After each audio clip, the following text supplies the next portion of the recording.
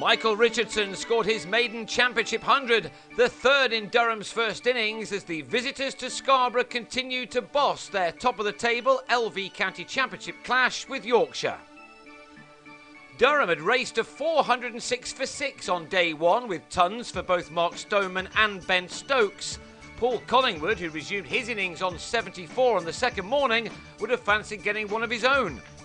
But having added only 7 more, the former England man gave Ryan Sidebottom his 4th wicket of the innings with an LBW.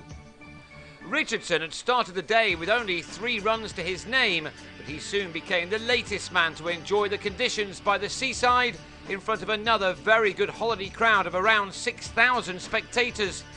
Few of them had come to watch Richardson bat so well, though. He was backed up well by Mark Wood until he gifted the former Durham bowler Liam Plunkett his first wicket with a lofted drive to Jack Brooks after making 20.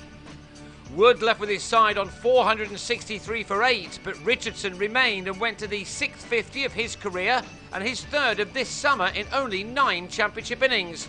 This one had required 80 balls, from which he'd struck 7 fours. He was about to find the rope on plenty more occasions.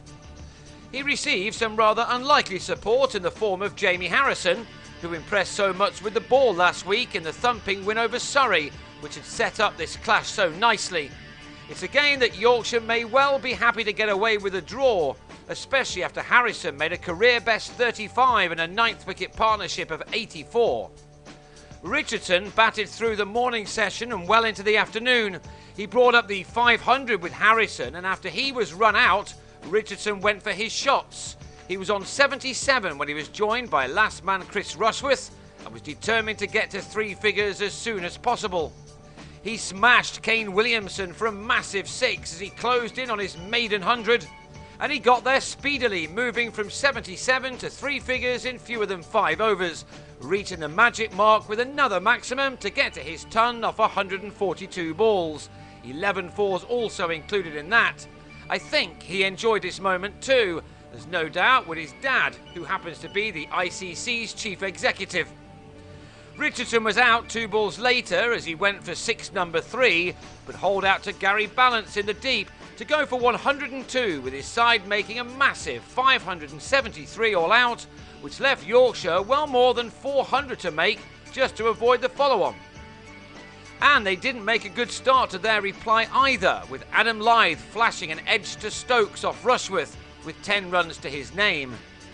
Yorkshire have made their own huge score at this ground already this season.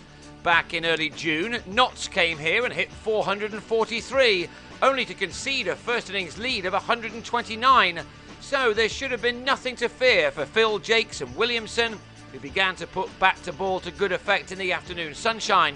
They may have already realised that a draw would be the best they could get from this contest, but with 25.5 points separating these two at the top of the table before the start of this match, and Durham having a game in hand, then a draw would not be a bad result for them.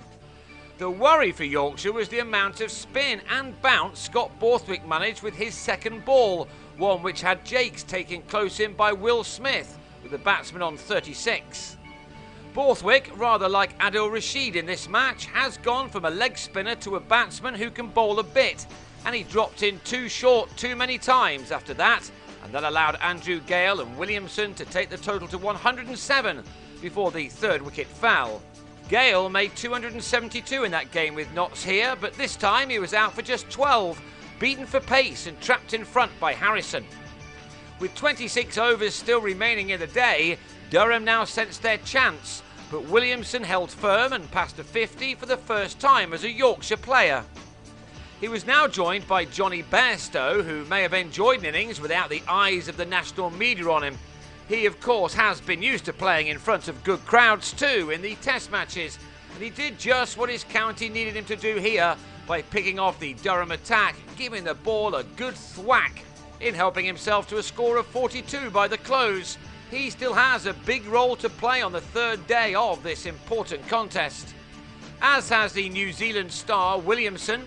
He was out for a duck in the other innings he's had for Yorkshire, but he moved comfortably to 76 by the end of this day, and 100 now beckons for him. Yorkshire go into the second half of this match on 182 for 3, which leaves them 391 runs behind and needing a further 242 to avoid the follow-on. But with both Williamson and Bairstow going well, and the ludicrously in-form Balance to come as low down as number 6, they should have every chance of doing that.